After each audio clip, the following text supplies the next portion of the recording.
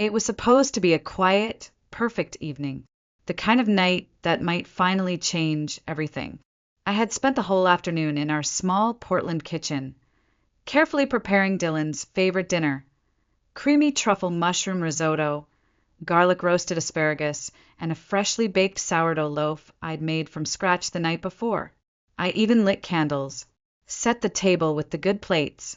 Everything was intentional, precise, because tonight I was going to tell him. I was pregnant, 6 weeks along, our baby growing quietly inside me. He didn't know yet. No one did. Well, except for the woman who ruined it all. Joanne. Dylan's mother had moved in with us 9 months ago after her divorce. She said it was temporary, that she just needed a place to get back on her feet. But instead of healing, she had slowly poisoned the air inside our home. And tonight, she was the only variable I hadn't been able to control. She invited herself to dinner, brushing past my protest with a cool, "Family dinners are important, dear, especially when you've got secrets you think you're hiding so well." That should have been my first warning. I was already nauseous from the pregnancy, the kind of unrelenting sickness that doesn't wait until morning. But I pushed through, hoping tonight would be different. Hoping this meal, this night, this announcement might finally soften her, might make her see me. Instead, it broke me. I still remember the sound of her heels clicking against the hardwood as she walked toward Dylan. Just as I brought out the risotto, she placed a manicured hand on his shoulder and leaned in, whispering something too soft for me to hear.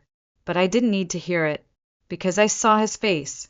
It changed in real time, from calm to furious, as if someone had flipped a switch inside him. His warm brown eyes went cold. His jaw clenched. He stood, so abruptly his chair screeched across the floor. "Is this true?" he demanded, staring straight at me. "You've been lying to me?" I froze. "What are you talking about?" "Don't play dumb, Maya.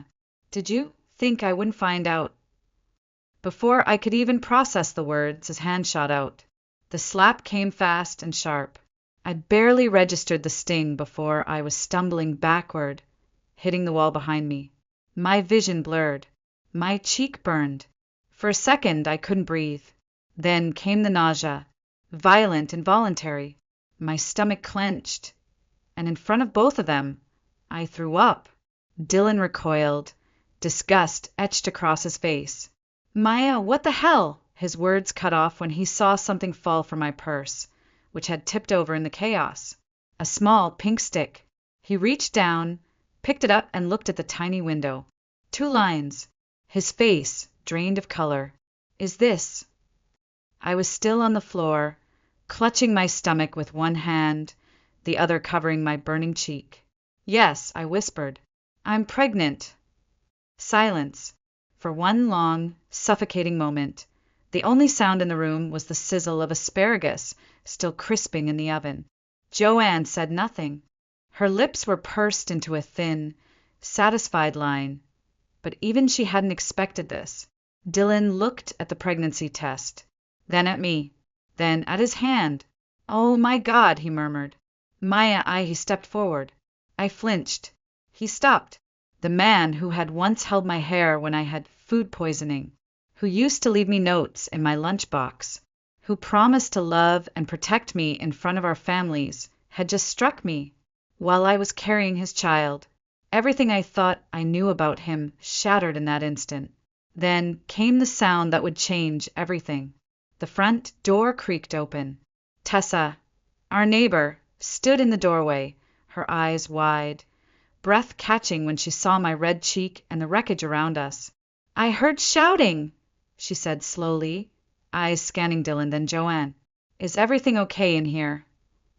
I opened my mouth, but I couldn't say the word yet. No, nothing was okay, and I didn't know if it ever would be again.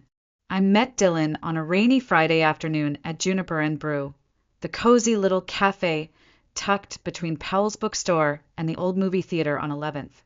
I was sitting near the window, grading a stack of children's books for the library's reading program, when a man juggling 2 iced coffees and a phone in his mouth stumbled past my table, and knocked over my entire pile of paperwork.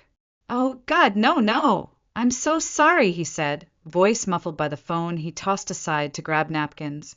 "Please don't hate me. I swear I'm not usually this clumsy." I laughed, not because it was funny, but because he looked so genuinely horrified. His efforts to blot the papers were hopeless, but endearing. A complete stranger, apologizing over and over, red in the face, trying to save a worksheet about dinosaurs. "Let me make it up to you," he pleaded. "Coffee? Dinner? A new stack of children's books." I remember looking at him, tall, messy hair, kind eyes, and saying, "Start with dinner." That was the beginning. Dylan was golden. Kind, attentive, funny in a way that didn't need to be loud. He was an architect with a deep love for old houses and a habit of sketching people when he thought they weren't looking. He called me fascinating, treated my job at the public library like it was the most noble profession in the world. We got married a year later, in the fall, beneath a canopy of turning leaves. Our vows were quiet, honest, and filled with laughter. We bought a small house on the east side, old but full of charm, and talked about having children someday. On weekends, we wandered farmers markets, planned trips we couldn't afford, made slow breakfasts in our pajamas. It was simple. It was good. It was real. Until she moved in. "It's just temporary," Dylan said when Joanne called crying, 2 suitcases packed and nowhere to go after her second divorce. "She's heartbroken, Maya. She just needs a little time." I wanted to be understanding. I really did. But even from the beginning, Joanne made it clear I was not what she had imagined for her son. She never said it directly. That wasn't her style. Instead, it was small things. "Are you sure that's what you're wearing, dear? This risotto's a bit underseasoned, don't you think? Dylan works so hard. You should really give him more protein." She rearranged my spice rack while I was at work. Told me which laundry detergent Dylan used to prefer. Left passive-aggressive sticky notes about how to fold his t-shirts. At first, Dylan brushed it off. "That's just Mom," he said. "She doesn't mean anything by it." But slowly, her influence crept deeper. He started noticing things he'd never commented on before. The way I loaded the dishwasher, the time I spent on calls with my sister, my grocery choices, and those little criticisms. They always followed long, whispered conversations between him and Joanne, behind closed doors, over cups of tea late at night. Once, I overheard her on the phone. "She hides things, Dylan. I've seen her sneaking off to the bathroom. Probably stress. Or something else. Are you sure she's not keeping secrets?" My blood went cold. At the time, I brushed it off. I wanted to believe Dylan knew better, that he loved me enough to see through her need for control. But with every passing month, it got harder to tell where her voice ended and his began. Then, 3 weeks ago, I found out I was pregnant. And for a moment, everything else faded. I wanted to believe it would change things. That maybe this would be the moment he'd come back to me. That the man I married still lived somewhere inside him. But Joanne was always one step ahead. Looking back now, I realized Joanne never needed proof. She only needed doubt. And once that seed was planted in Dylan's mind, she watered it every day. I started noticing how quiet he became after speaking with her. How his eyes lingered a little longer when I said I was tired, how he'd glance sideways when I came back from the bathroom. The warmth in our conversations was gone, replaced by pauses, suspicions, and silence. Then came the night I caught Joanne eavesdropping. I had just returned home from work at the library, head pounding from nausea I couldn't explain away anymore. I went straight to the bathroom, as I had so many times lately, and closed the door. When I stepped out, there she was, Joanne, standing by the hallway, eyes narrowed like a hawk. "You've been running to the bathroom at odd hours," she said coolly. "Anything you want to share?" I forced a smile. "Just stress." She raised an eyebrow. "Funny.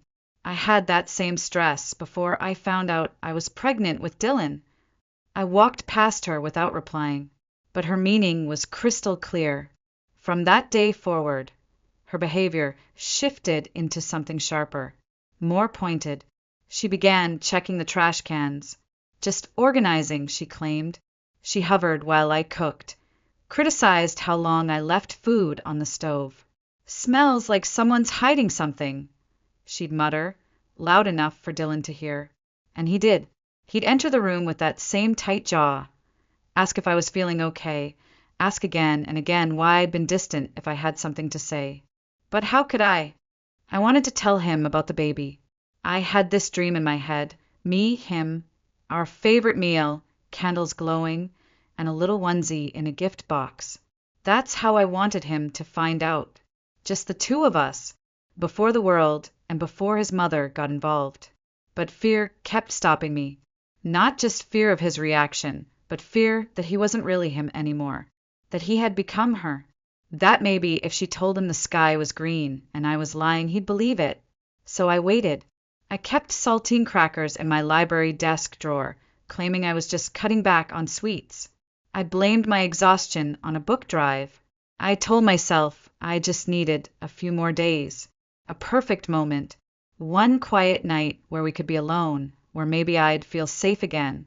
That moment never came. Instead, Joanne made sure of it. It was a Wednesday. Rain clung to the windows like it always did in early spring. I was in the kitchen layering the truffle risotto, heart pounding, stomach churning, nerves tangled in 1,000 knots. The onesie, white with tiny forest animals, was hidden in a gift box by the table. I kept glancing at it, imagining Dylan's face when he opened it.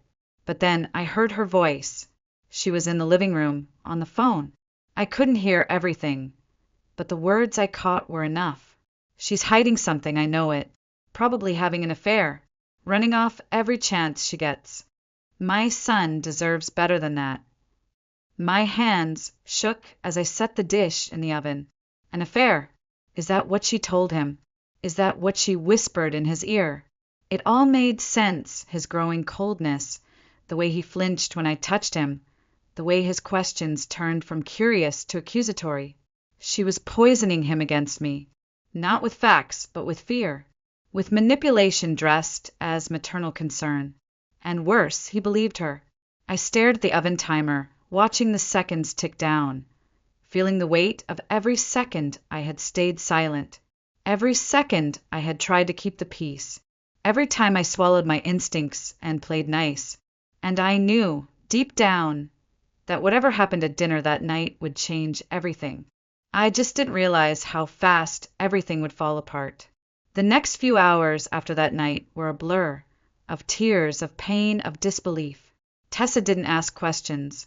She just grabbed my coat, my bag, and gently guided me out the door, shielding me from Dylan's stunned expression and Joanne's sharp voice echoing behind us. "She's overreacting, Dylan. You know how women get when they're hormonal." But the door slammed shut behind me, and suddenly silence. It wasn't peaceful. It was hollow. My ears rang from the slap. My body trembled from adrenaline and morning sickness. And my heart was cracking in places I didn't know existed. Tessa lived just across the street. Her guest room had once been a cheerful space for her niece, with lavender sheets and string lights around the window. That night, I collapsed onto the bed and curled into myself, clutching my stomach, terrified I might have harmed the tiny life inside me. "I called your doctor," Tessa said gently. "They'll see you first thing tomorrow." I nodded, unable to speak. The next morning, she drove me, held my hand in the waiting room, rubbed my back when I broke down trying to explain what happened. I'll never forget the moment the ultrasound monitor lit up. A small flutter, then the sound, strong, steady, beautiful, the heartbeat of a life not yet born, but already loved. Tears slid silently down my cheeks, not from fear or sadness, from something deeper. The sound wrapped around my broken heart and held it together, just enough. "Do you want me to record it?" the nurse asked gently. I nodded. That night, wrapped in one of Tessa's oversized sweatshirts, sitting on the edge of the guest bed, I stared at my phone for a long time. I had promised myself I wouldn't contact him. Not after what he did. Not after how quickly he believed her. But the sound of that heartbeat, it wasn't mine to carry alone. I opened the audio file, pressed play once, closed my eyes, then attached it in a message. Your child's heartbeat. That was all I wrote. No anger, no guilt, no explanations, just the truth. His reply came within minutes. Please, can we talk? Just us. No, Mom. Please, Maya.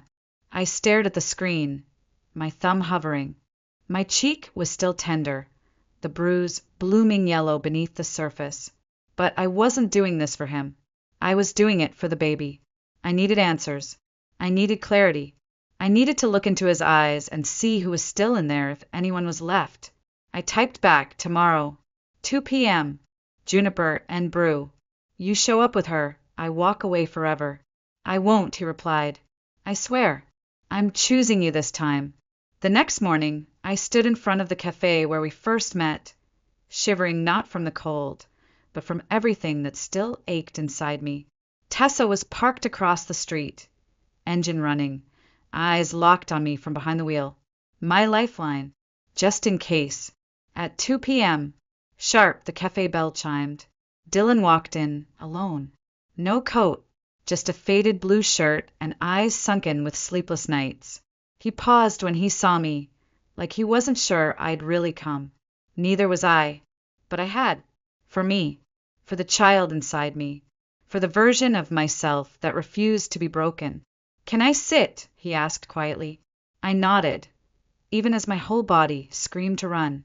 He sat, but this time not close. He kept distance, kept his hands on the table. His voice, when he finally spoke, was hoarse. I kicked her out last night, he said. Joanne. She's staying at a hotel. I packed her bags myself. I said nothing, because actions are louder than words, and I needed to see more. I didn't touch my tea. It sat between us like a boundary, steam rising between two people who once shared everything and now shared nothing but silence. Dylan looked thinner, tired. The stubble on his jaw was new, and his shirt was wrinkled. Same one he'd worn the night it happened. His hands were clenched together on the table, knuckles white. I'm so sorry, he said quietly. For everything. For believing her. For not asking you.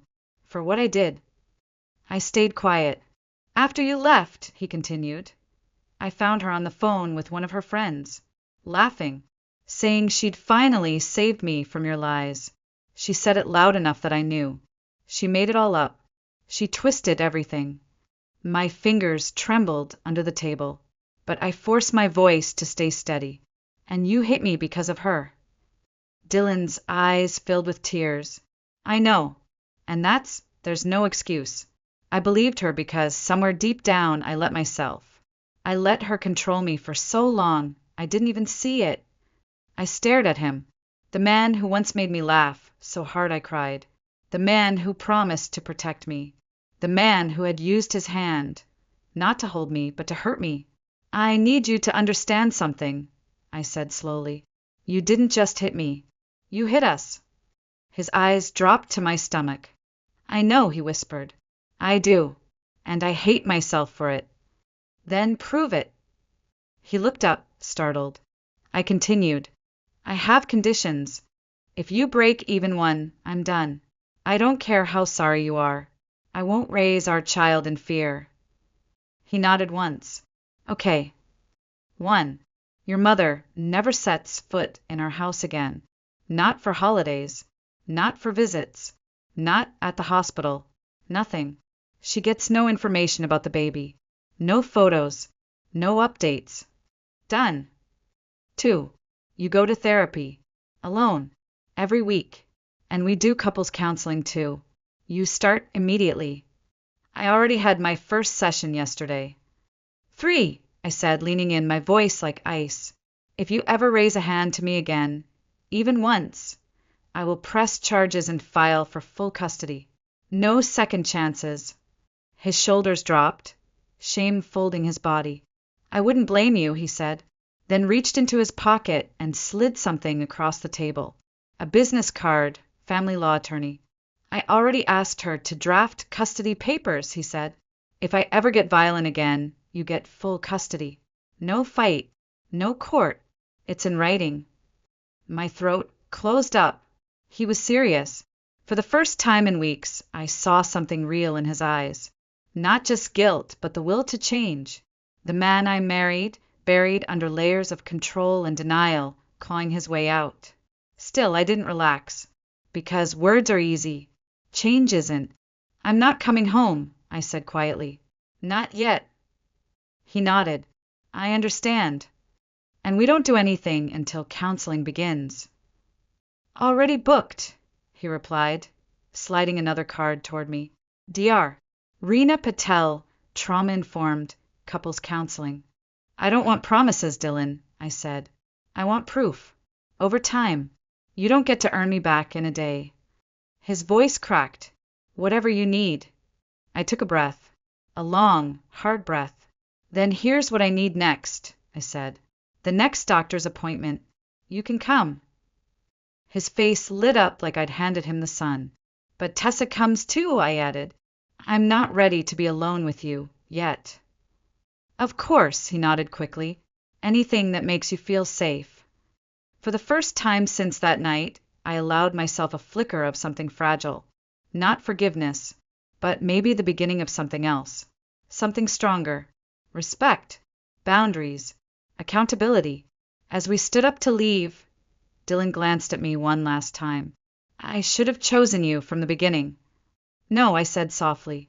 You should have chosen yourself, and unlearned everything she ever taught you. Then I walked out first. And this time he didn't try to follow. It started with a text. Dylan, your mother's outside my library. I was sitting at my desk in the youth wing, organizing new arrivals for the spring reading program, when I saw the silver Lexus SUV parked across the street. Engine running, Joanne in the driver's seat, sunglasses on, unmoving. Watching.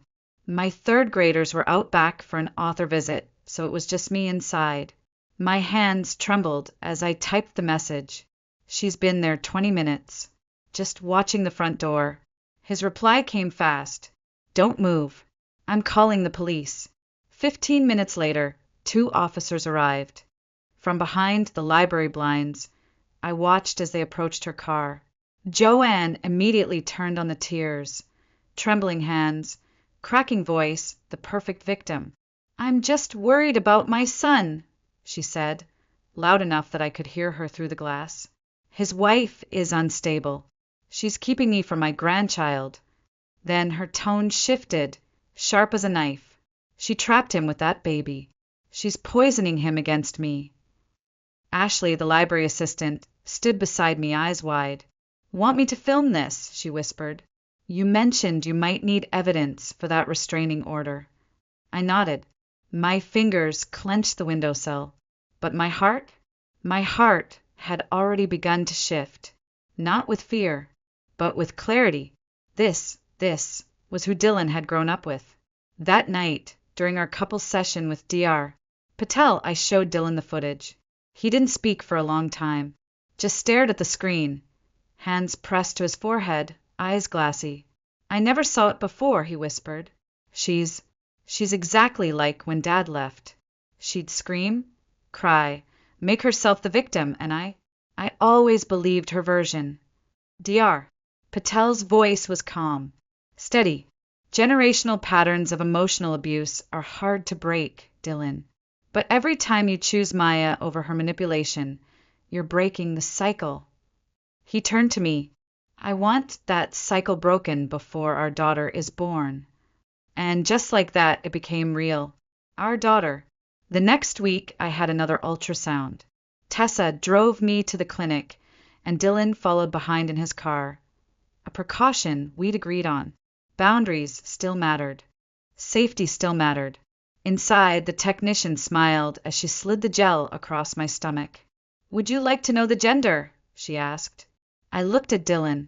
For the first time in months, I saw hope in his face instead of guilt. I nodded. It's a girl. My breath caught. A girl. A tiny future already growing inside me.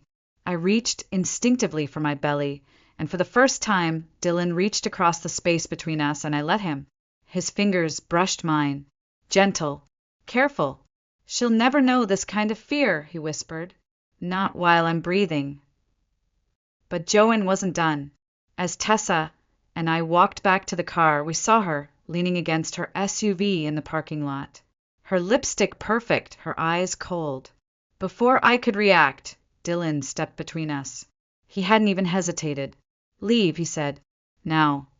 I have a right to know about my granddaughter, she snapped. You can't cut me out. You lost that right the day you made me hurt her mother. Joanne's face twisted. She's turning you against me, just like your father. She's tearing this family apart. Security is on their way, Tessa interrupted calmly, holding up her phone. The clinic's already been notified. Joanne's eyes darted from me to Dylan, to Tessa and back again, but something in her flickered. She realized, maybe for the first time, that she had lost. She backed away slowly, heels clicking, voice tight with rage. This isn't over. But we knew it was, because this time we were the ones drawing the line. That night, back in Tessa's guest room, I sat by the door. Dylan wasn't allowed to stay yet, we still weren't ready, but he sat outside, just on the other side of the wall. I filed for the restraining order, he said softly through the door, for all three of us. My hand moved to my belly. I closed my eyes, and for the first time since everything fell apart, I felt something I hadn't dared to feel in weeks. Not just hope, but safety. I returned home in the 5th month of my pregnancy. Tessa helped me pack, folded my maternity clothes with quiet care, like each shirt was a choice I had made for myself. Are you sure about this? She asked as we zipped up the last suitcase. No, I admitted, but I need to try. Not for him, for her. The drive back felt longer than it should have. My hands trembled slightly on my lap as we pulled up to the house. The same house where I had been slapped, humiliated, gaslit. But when I stepped inside, everything had changed. Joanne's things were gone. No more crystal figurines glaring from the mantel. No more homemade potpourri that made my eyes sting. No more photos of Dylan as a child with a handwritten note that said, "My little man, always mine." Even the walls had changed. Dylan had painted them soft yellows and greens, the same shades we'd picked for the nursery years ago, back when having children still felt like a shared dream. I got rid of the dining room table, he said quietly, appearing in the hallway like a shadow, learning how to stand in the light. Didn't want you to have to look at it every day. In its place stood a round oak table, warm, welcoming, no head of the table, no hierarchy, no throne for his mother to hold court from. Everything felt softer, but I didn't unpack everything. Not yet. We created new routines. Dylan would text before coming home, even if it was just from work. We cooked together, small things. He never assumed, never acted like he was entitled to closeness. He knew now everything was earned. Every decision about our baby was made together. No whispers, no interference. And then came the first test. At 7 months, a package arrived at my workplace, beautifully wrapped with a silver ribbon. Inside was an antique rattle, heavy, cold, engraved with EMW, Elena Maya Walker, our baby's initials. There was no note inside, just a small card slipped underneath the tissue paper. Blood is thicker than restraining orders. I stood there in the staff room, holding that message like it was a loaded weapon. I didn't cry. I took a photo, sent it to Dylan, and 20 minutes later, he showed up at the library, the rattle in hand, marching straight to our lawyer's office. She's testing boundaries, he told the attorney. I want that documented. That night, he found me in the nursery, sitting in the rocking chair we'd assembled the weekend before, hands pressed to my belly. I'm scared, I whispered. What if she never stops? Then we never stop either, he said. Every time she pushes, we push back, with truth, with the law, with each other. I won't let her near our daughter. We met with Dr. Patel the next morning to build a full safety plan. We created new passwords for daycare pickup, installed security cameras, informed neighbors and friends. Even Tessa's partner Tom, a local police officer, agreed to be our emergency contact. Every step made me breathe a little easier.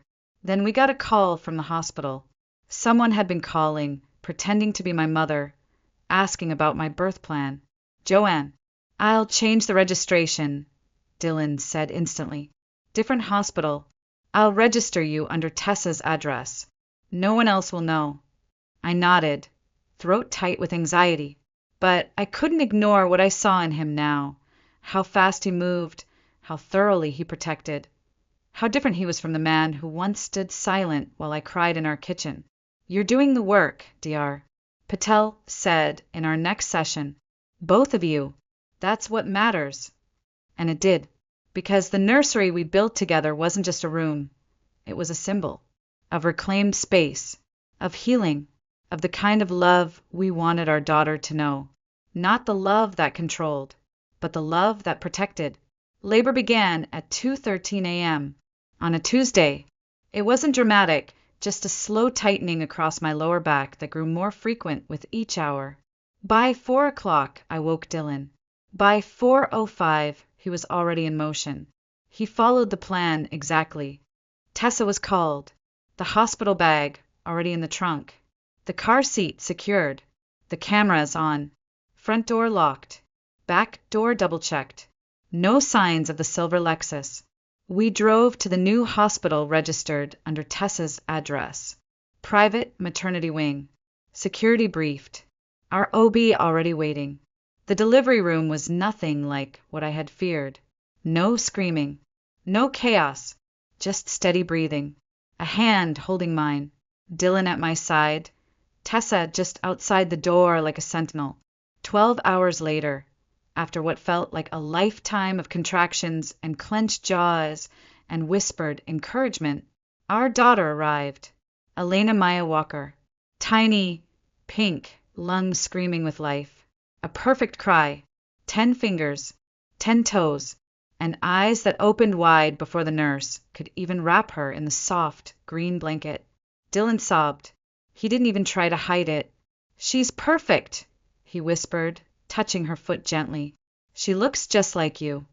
I held her against my chest, heart wide open, arms trembling not from exhaustion, but from love that cracked through every scar, every bruise, every broken moment before this. This was ours. This was what we fought for, until someone tried to take it again. An hour later, a nurse walked in holding a bouquet.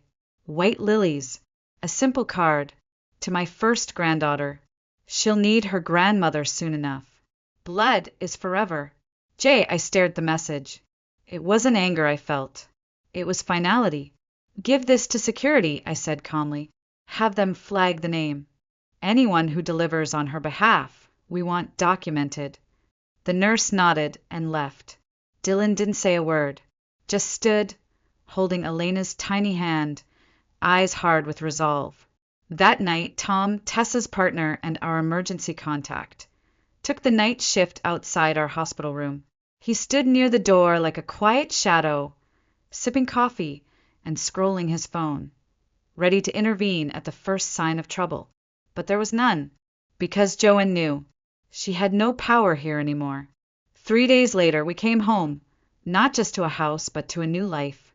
The locks were changed, security reinforced, the nursery lit with soft morning sun, and a wall of hand-painted woodland animals Dylan had stayed up late to finish. "Welcome home, Elena," I whispered as I carried her in. The first nights were hard. Diaper changes, late feedings, exhaustion that blurred the days. But in between the chaos, there were quiet moments of peace. Moments where Dylan would rock her to sleep humming lullabies. Moments where we laughed when she sneezed mid-yawn. Moments where I looked around the nursery and realized I wasn't afraid anymore. At Elena's 1-month checkup, the pediatrician smiled. "She's thriving," she said. "Whatever you're doing, keep doing it." And we did, together. One quiet afternoon, as I sat in the nursery folding laundry, Dylan returned from the grocery store, silent. He stood in the doorway for a long time, Elena asleep in her bassinet beside me. "I saw her," he said finally, "at the store." My heart skipped. What happened? She tried to speak to me. I walked away, called the store manager, followed our plan. I exhaled. "And how do you feel?" I asked. "Sad," he admitted, "but steady." I didn't hesitate, Maya. Not once. She doesn't own any part of me anymore. He walked over, took my hand. "Our daughter will never have to unlearn the kind of love I grew up with," he said. "She'll only know the real kind, the kind that builds, that protects, that chooses over and over again." I looked at our child, sleeping, safe, surrounded by a future we carved out of wreckage. "You broke the cycle," I whispered. "No," he said. "We did." Outside, the sun was setting, painting the nursery walls in gold. We didn't just survive. We rebuilt. For her. And that made every scar worth it. I never believed silence could be so loud until I sat there in the back seat of that cab, staring at the woman beside me, realizing she was describing my husband. Not just vaguely, not just kind of. She was telling me, without knowing it, that the man waiting for her at that beautiful lakeside cabin was my husband, Gregory, and I still had 30 miles to go. Just that morning, I had woken up to sunlight streaming through the curtains, my heart light, my mind humming with anticipation. Gregory had gone up to our retreat in Lakewood on Wednesday, said he needed quiet to finish drafting the plans for his next interior design project. "I just need space, Ellie," he had told me over the phone, his voice tender. "You know how the noise clutters my process." I'd laughed and agreed like I always did. That's the kind of wife I was, supportive, understanding, never questioning. Friday was a half day at the office, and as I walked out early with my coworkers waving behind me, I made a decision that felt spontaneous and sweet. I'd surprise him. We hadn't had a real weekend together in weeks, and I missed him. The idea of cooking dinner together, watching the lake shimmer at sunset, maybe even opening that bottle of Bordeaux we'd been saving. It gave me a rush I hadn't felt in a while. I drove home humming, packed my favorite cardigan, a flowy sundress, and, because I felt a little bold, the lingerie he had given me last Valentine's, just in case this turned into a weekend of reconnection. And then my car wouldn't start. I tried once, twice. The engine clicked, sputtered, then gave up. I sat there for a moment, fists clenched on the steering wheel, trying not to scream. Of course, of all days, I could have waited for the mechanic. I could have rescheduled, but I was determined. I didn't want to waste any more time. So I called for a taxi. Pricey for the distance, sure, but worth it. Or so I thought. The driver was an older man named George. Warm smile, gentle manners, and a slow southern drawl that made everything sound calm. We'd barely gotten 10 miles out of Charleston when he stopped to pick someone else up, said it was a shared ride request. I didn't mind. The more the merrier, I thought. Then she stepped in. She was striking, not just in the way that turned heads, but in the way that said she knew she turned heads. Auburn hair twisted into a perfect low bun, delicate makeup, a scent that was expensive and deliberate. Her name was Samantha. She smiled at me as she slid into the back seat, and I returned it, instinctively brushing my hand over my ponytail, suddenly hyper-aware of the slight smudge in my eyeliner. The ride started quiet enough. George played soft music. Samantha scrolled through her phone. I watched the trees go by, breathing in that rare sense of peace that comes from escaping the city. We were maybe 20 minutes in when she broke the silence. "I'm meeting someone," she said, unprompted, her voice light. "It's been a few weeks since we've seen each other. He's special." I smiled politely, murmured something vague. She took it as a green light. "He's older, talented, an interior designer, actually," she said, chuckling softly. "He's got this incredible mind. Everything has to be just right for him to work." That's why he goes out to this cabin. Says the city stifles his creativity. My body stiffened. It's our spot, she continued, a dreamy look in her eyes. He's even showing me his new project this weekend. Said he has a surprise for me. My lips parted, but no sound came out. I'm a little nervous, she admitted, then laughed. It's silly, right? I mean, we've been seeing each other for 6 months. But I think this weekend something big might happen. My lungs started to feel tight. The edges of the world blurred a little. Then she said it, just a name, casually. Gregory. And the world stopped. My husband's name falling from the mouth of a stranger, like it belonged to her. I turned toward the window, pretending to admire the view. But inside I was screaming. I hadn't said a word about who I was. She didn't know me. She didn't know she had just shattered something sacred. And I didn't stop her. Because something inside me, something cold, sharp, and terrifyingly clear, needed to hear more. And I knew I would. Samantha didn't notice the shift in me. Or maybe she did, but mistook it for polite interest. Either way, she kept talking and I kept listening. Each word was like a thread unraveling the fabric of my marriage. You know what I love about him, she said, twirling a strand of her hair. He always remembers the little things. Like how I adore white roses. And he doesn't just grab any bunch. He picks out the ones with long stems, the kind that look elegant in tall glass vases. White roses. Gregory used to bring them home for me. Every single anniversary. He said they reminded him of my quiet strength, of the way I held things together. I always thought that was the most beautiful thing he'd ever said to me. Samantha reached up, touched the dainty silver earrings hanging from her lobes. He gave me these last week, she said proudly. Said they brought out the gray in my eyes. I mean, who notices something like that? Gregory noticed. He'd said the same thing to me about different earrings. For a moment, I almost laughed. Almost. Because the absurdity of it all, this recycled poetry he was spoon-feeding both of us, was just so pathetic. But laughter never came. Only a bitter twist deep in my chest. I still said nothing. I think she took my silence as encouragement. Or maybe she just didn't care. We met at a cafe, she continued, shifting in her seat. He was sketching something, plans, I think, and I accidentally knocked over a sugar jar. Total mess. He helped me clean it up, and then, out of nowhere, offered to buy me a coffee to make up for it. She giggled. Who does that anymore? I wanted to scream. I wanted to tell her I had heard that story before, down to the spilled sugar. Only back then the woman he helped was me. My grip on the seat tightened.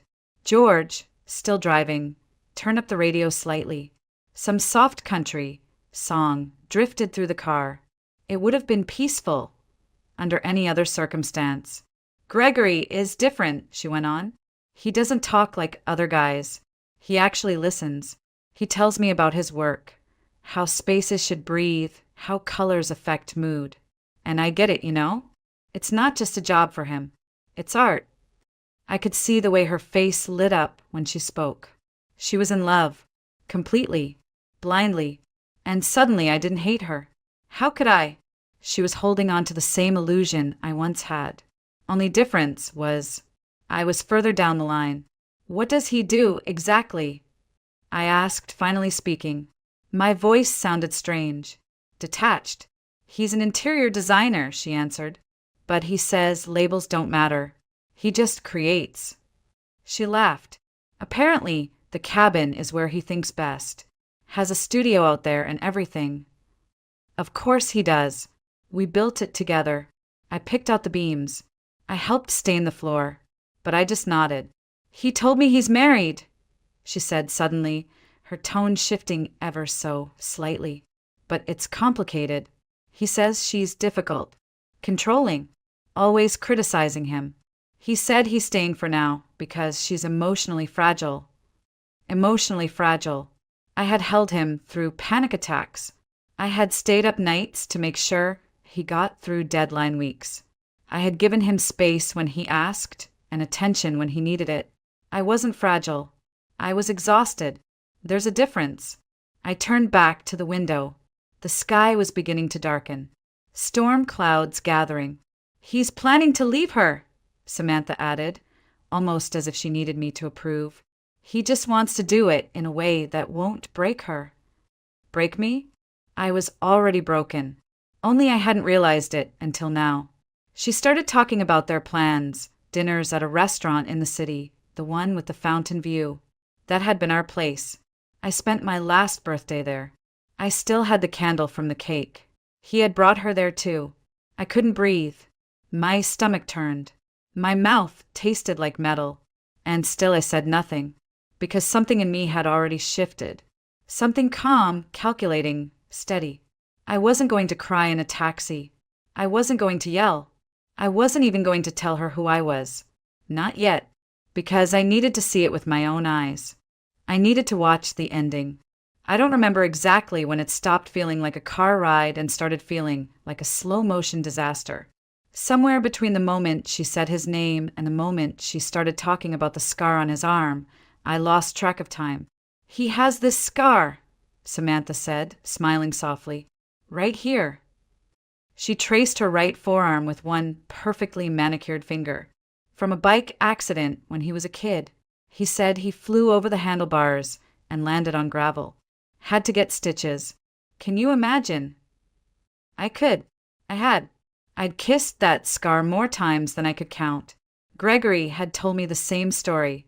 How he'd refused to cry. How he'd gotten ice cream on the way home. How that scar reminded him to be careful with what he loved. We used to joke that it made him look rugged. I used to touch it absent-mindedly when we sat on the couch watching TV. And now it belonged to someone else's version of him. I stayed silent because I didn't trust my voice not to tremble. Samantha kept going. "He says he wants to show me where he grew up, that it shaped how he sees the world." "Isn't that romantic?" she asked, not waiting for an answer. "Oh, and next month we're thinking of taking a trip together. Prague, maybe. He said the architecture there inspires him." Prague. Last winter, Gregory had told me he might be sent to Europe for a design expo. He said it'd be boring and business-focused, and that I shouldn't bother coming. I remember offering to take vacation time to go with him. He'd kissed my forehead and said you'd hate it. So he hadn't gone alone. And all this time, I thought we were just drifting because of work. Because we were tired. Because we were aging. No, it was because I had become invisible.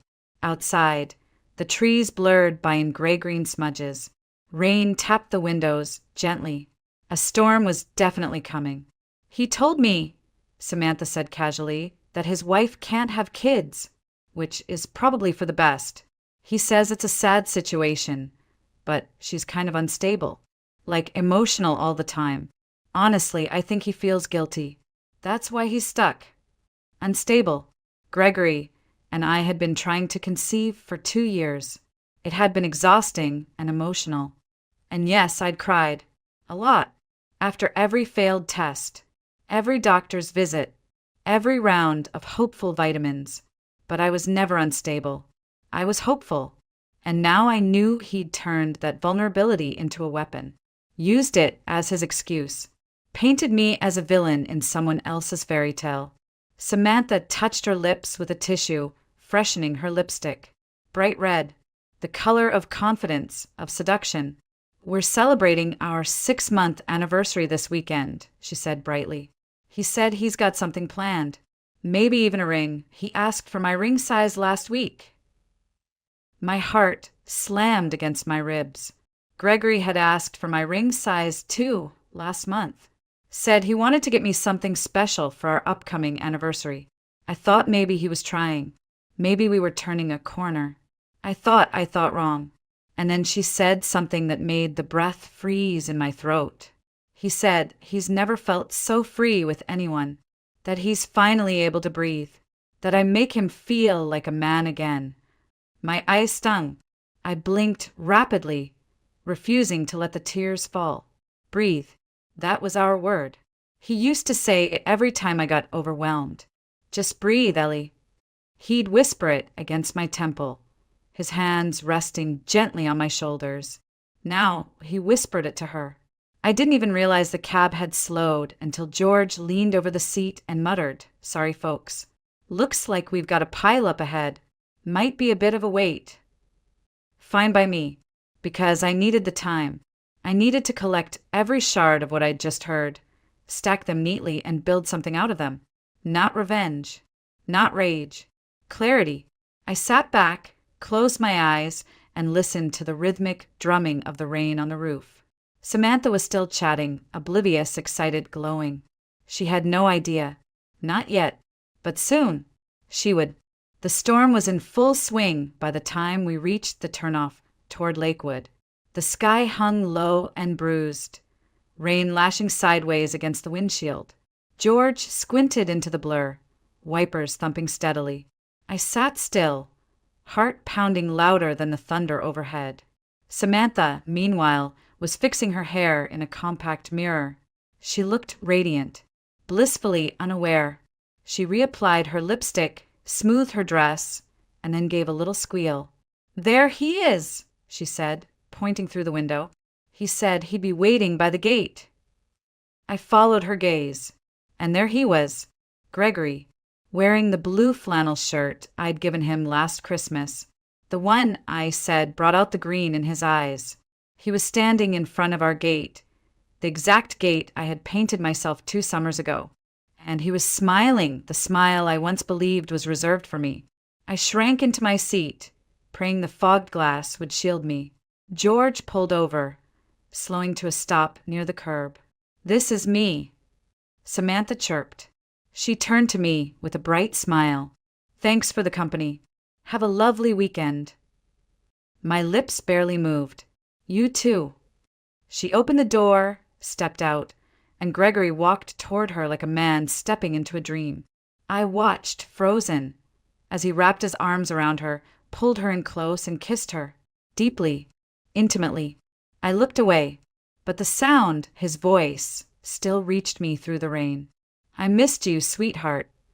Sweetheart. He used to call me that. Something broke then. Not loudly, not with fire, quietly, like a candle snuffed out without warning. George looked back over his shoulder. "Where to next, ma'am?"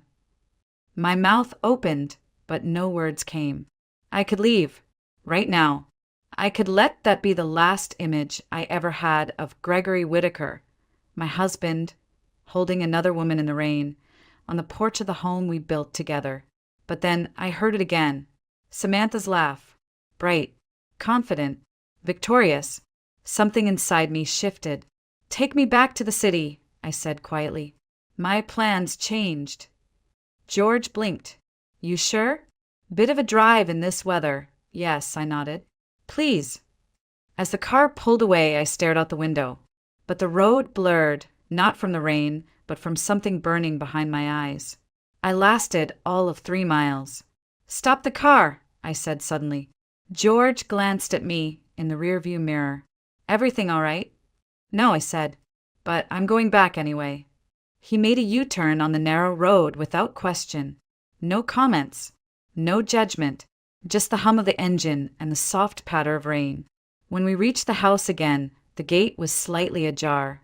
I paid George double, told him he wouldn't need to wait. He gave me a knowing look and nodded before driving off. There I stood, on the gravel drive in the soft drizzle, staring at the house I once called ours. I could hear laughter from inside. Gregory's voice, then Samantha's. They sounded comfortable, familiar, like they belonged there. I walked up to the front door and paused. My hand hovered above the knob. I could storm in, throw accusations, demand explanations, but I didn't want a scene. I wanted clarity. So I smoothed my hair, straightened my coat, and rang the doorbell. Footsteps, then the sound of the latch turning. Gregory opened the door, and his face turned the color of ash. "Eleanor," he whispered. "W.H., what are you doing here?" I smiled. Surprise. Got off work early. Thought I'd come spend the weekend with my husband. He blinked. Panic bloomed in his eyes. You never said. No, I cut in gently. I didn't. A voice came from behind him. Who is it? Samantha stepped into view, brushing a loose curl behind her ear. Her expression froze the moment she saw me. She looked from me to Gregory, then back again. I extended a hand toward her, calm and composed. Hi, I'm Eleanor, Gregory's wife. She didn't take my hand. She didn't have to, because in that moment, everything fell into place. The earrings, the roses, the stories, the lies. The truth stood between us, thick as smoke. Gregory's mouth opened, but no words came. And I stepped inside anyway, because it was still my house. And I wasn't done yet. Not even close. The house smelled like rosemary and bergamot, the scent of the candle I'd left on the windowsill last time I was here. The scent I thought of as home. Except now it didn't feel like mine. Gregory stood frozen in the doorway, as if unsure whether to step aside or slam the door in my face. I walked past him anyway, hanging my coat on the same wooden hook I'd installed by the door 3 years ago. Samantha trailed behind me, silent, her heels tapping lightly against the hardwood floor. The living room was exactly as I'd left it, the same blue, throw folded on the couch. The coffee table I refinished myself. 2 cups of tea sat steaming on it, and a small plate of lemon cookies, my favorite recipe. My stomach turned. So cozy, I said softly, running my fingers along the mantel. Looks like you've made yourselves at home. No one replied. I turned and smiled. Well, I suppose it would be rude of me not to offer my guests something to drink. Gregory opened his mouth, closed it again. Samantha stared at me as if I were a ghost. Sit, I said gently, gesturing to the couch. Please, it's raining. No sense in sending anyone back out right away. They obeyed. I walked into the kitchen, the same kitchen where I'd once spent an entire weekend painting the cabinets pale sage. My hands moved on their own, muscle memory taking over, finding the good mugs, slicing the cheese, arranging the charcuterie. All the things I used to do when Gregory had clients over. But this time the performance had a different audience. When I returned, I placed everything on the table with quiet grace. Gregory sat stiff as stone. Samantha's lipstick had faded slightly. Her hands trembled as she reached for her tea. So, I said, taking my seat across from them, how did you 2 meet? Samantha blinked. Cafe, Gregory muttered, not looking at me. I nodded. The sugar jar story. Classic. He flinched. Samantha set her cup down too quickly. Tea sloshed over the edge. She didn't notice. I folded my hands neatly in my lap. Do you love him? I asked. Samantha's eyes widened. I thought I did. Do you still? She looked at Gregory, then back at me. I don't know. Silence stretched. Eleanor, Gregory began, but I cut him off with a raised hand. I'm not here to fight, I said. I'm not here to scream or beg or ask why. I already know the why. Because you're weak, Gregory. Because you're selfish. Because you wanted something new instead of fixing what you already had. His face flushed crimson. He opened his mouth, then shut it again. Smart man for once. I turned to Samantha. You know, he said the exact same things to me. I said softly that he'd never felt more free, that he could breathe around me, that I made him feel like a man. Her lips parted. She didn't speak. I believed him too. We sat there like that. 3 people, 1 lie, too many truths, until finally I rose to my feet and walked to the fireplace. From the mantel, I picked up the silver picture frame. Our wedding photo. Me in ivory lace, him in a navy suit. Both of us laughing. I turned it around and set it face down. I think we're done here, I said. Samantha stood slowly, her eyes downcast. I didn't know. I swear. I believe you. She swallowed. I should go. No, I said, surprising even myself. You'll stay the night. It's late, the roads are slick, and I wouldn't send a stranger out into this storm, even one who kissed my husband. Samantha looked like she might cry. Gregory looked like he already had. Guest rooms upstairs, last door on the right. There's fresh towels in the closet. She nodded, murmured a thank you, and disappeared up the stairs. Gregory turned to me, shoulders sagging. Ellie, I held up my hand again. No more. You've said enough. I picked up my cup, took a long sip, and let the silence do the talking. Because in this house, in this moment, I was the one in control. I didn't sleep that night. Not because I was angry. Not even because I was sad. I lay awake in the guest bedroom, my bedroom, listening to the creaks of the house I had once cherished. The occasional groan of old wood in the wind. The whisper of rain still sliding down the windows. And above it all, silence from the room down the hall. I imagined Samantha curled beneath the covers in what used to be the kids' room. We had painted it soft yellow years ago when we thought we'd fill it with cribs and lullabies. Now it sheltered the woman who almost stole my life away, though really she didn't even know it. Sometime before dawn I got up. The house was still. I padded barefoot into the kitchen, started a pot of coffee, and stared at the window while the machine hissed and gurgled. Outside, the sky was turning from black to charcoal, the first hints of morning softening the dark edges of the woods. Footsteps on the stairs made me turn. Samantha stood there, pale, hair loose, her mascara faintly smudged. She looked like someone who had aged a year overnight. "Can I sit?" she asked, voice hoarse. I nodded. She eased into a chair at the kitchen table, her fingers tracing the rim of an empty mug. "I didn't sleep," she said. "Me neither." Silence hung between us. Not hostile, not awkward, just heavy, like what will draped over both our shoulders. "How long did you know?" she asked. "Since the taxi." She blinked. "All that time, and you didn't say anything?" I poured coffee into 2 mugs and slid one across to her. I needed to see it for myself. She stared at the swirling liquid. "Why didn't you scream? Throw me out." I sat down. "Because I'm tired of screaming. And you didn't betray me, Samantha." "He did." She looked at me, eyes glassy. "I didn't know. He said you were cruel, controlling, that you'd ruin his life if he left." I gave a dry laugh. "Of course he did. That's what cowards do. They turn the truth into a prison and hand the key to someone else." "I feel stupid." "You're not." But I believed him. So did I. She wrapped her hands around the warm mug and stared at her reflection in the coffee. I thought I was saving someone. Turns out I was just another version of the problem he didn't want to solve. The kettle whistled from the stovetop. I ignored it. "You know what the worst part is?" she said, her voice barely above a whisper. "He never told me about you. Not really. No photos. No stories. Just hints. Like I was supposed to imagine you as the villain." I stood and opened the cupboard above her, pulled out a photo album, set it on the table. "Here," I said. "This is the woman he was married to for 5 years." She flipped it open hesitantly. Page after page of memories.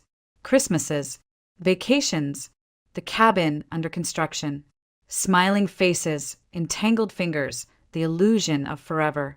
She paused on a picture of Gregory, kissing my cheek on our anniversary. I remembered that day because I had been sick, but still made him dinner. He told me it was the best meal he'd ever had. She turned the page and stopped. "That's the restaurant," she whispered. "The one with the fountain." "Our place," I said quietly. Tears filled her eyes. She closed the book slowly. "I'm sorry." "I know." A pause. "What will you do now?" "I'll drive you home." She looked surprised. "You don't have to." "I want to." I went upstairs, changed into jeans and a sweater, and grabbed the car keys from the bowl near the door. Gregory was still asleep when we left, or pretending to be. I didn't care. We drove in silence, for the first few miles. Samantha stared out the window, her hands folded tightly in her lap. When we reached the highway, she finally spoke. "Thank you for not hating me." "I don't hate you. Still, you didn't have to be kind." I glanced at her, then back at the road. We were both lied to. That makes us the same kind of woman, just at different stages. She nodded. We didn't say much after that, but something unspoken passed between us in the quiet. Not forgiveness exactly. Something better. Recognition. After I dropped Samantha off, I didn't go straight home. Instead, I drove around the city aimlessly for nearly an hour, through neighborhoods I hadn't visited in years, past coffee shops where Gregory and I used to sit on Sunday mornings, past the hospital where we once hoped for answers about why we hadn't gotten pregnant. The streets looked the same, but I didn't. I wasn't the woman who had left for the lake cabin the day before. That woman was gone. When I finally walked through the door of our condo, everything felt quieter than usual, but not in a sad way. More like the calm after a storm that had torn through and cleared out everything false, everything heavy, everything that no longer belonged.